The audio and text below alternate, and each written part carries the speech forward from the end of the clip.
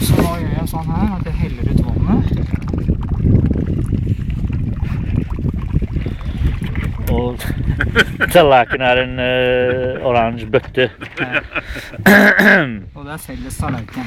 Ja, og jeg regner med at bestikk finnes på enden av armene mine.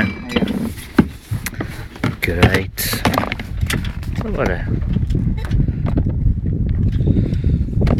Det en annen form for spisingskultur. Matkultur. Det pølse? Au!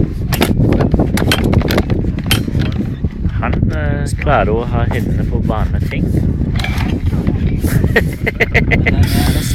Da det løsningen. Jeg seiler så. Da det bønnene. Når jeg holder på med teater, så har jeg heller ikke høydeskrift, da tør jeg ikke. Ellers er jeg veldig høydeskrift. Au! Ja. Det var det. Vær så god, maten servert.